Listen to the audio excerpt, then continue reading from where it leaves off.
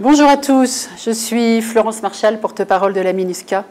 Et c'est avec un immense plaisir que je vous retrouve pour la conférence de presse hebdomadaire de la MINUSCA, décalée cette semaine, de mercredi à vendredi, afin de vous rendre compte de notre actualité en temps réel.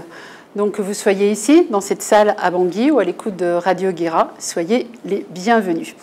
Alors évidemment, l'essentiel de cette conférence de ce jour sera consacré à la réunion sur la République centrafricaine que les membres du Conseil de sécurité des Nations Unies ont tenue hier soir à New York et au cours de laquelle ils ont approuvé la reconduction du mandat de la MINUSCA pour une année supplémentaire, soit jusqu'au 15 novembre 2026. Sur les 15 États membres du Conseil de sécurité, 14 ont voté en faveur du renouvellement du mandat, alors qu'un membre, les États-Unis, s'est abstenu. Le nouveau numéro de résolution qui va guider le travail de la MINUSCA pour les 12 mois à venir est le 2800, donc résolution 2800. Il est à noter que c'est la France qui a présenté le texte du projet de résolution. Comme l'ont souligné les intervenants avant et à l'issue du vote, la MINUSCA va pouvoir poursuivre la mise en œuvre de ses activités dans les domaines prioritaires que sont le processus électoral, la protection des civils, la restauration et l'extension de l'autorité de l'État sur l'ensemble du territoire centrafricain et le soutien à l'accord politique pour la paix et la réconciliation en République centrafricaine, l'APPR. La résolution 2800 fixe le plafond de troupes à 14 046 militaires contre 14 400 précédemment et à 2 999 policiers contre 3 020. Donc on le voit, le plafond reste pratiquement inchangé.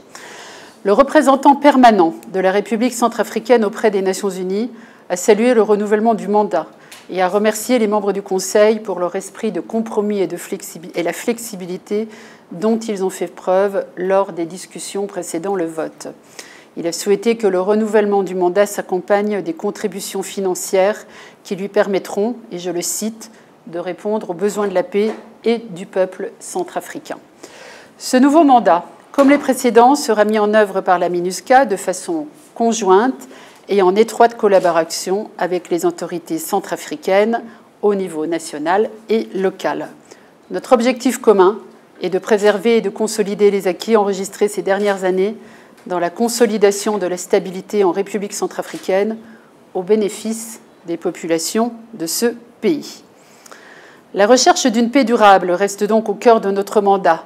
Une paix gagnée pas à pas, territoire par territoire, avec des avancées significatives comme la signature, on en a parlé ici, fin octobre, de l'accord local de paix à Amdafok entre les communautés frontalières centrafricaines et soudanaises. Depuis cette signature, la MINUSCA a poursuivi son soutien aux autorités locales afin de faire connaître les dispositions de cet accord crucial pour la stabilité de la Vakaga et en assurer ainsi son respect par toutes les parties prenantes. Ces derniers jours, plus de 3000 personnes ont participé à des activités de sensibilisation, aussi bien à Ndafok qu'à Birao, parmi lesquelles un atelier d'information, une émission foraine radiophonique et la présentation de sketchs. Je vous rappelle que cet accord local de paix a été conclu grâce à la facilitation et à la médiation de la MINUSCA. Sur le terrain, les effets sont déjà visibles. Il est à nouveau possible de circuler librement sur l'axe Birao-Amdafok et entre les deux côtés de la frontière.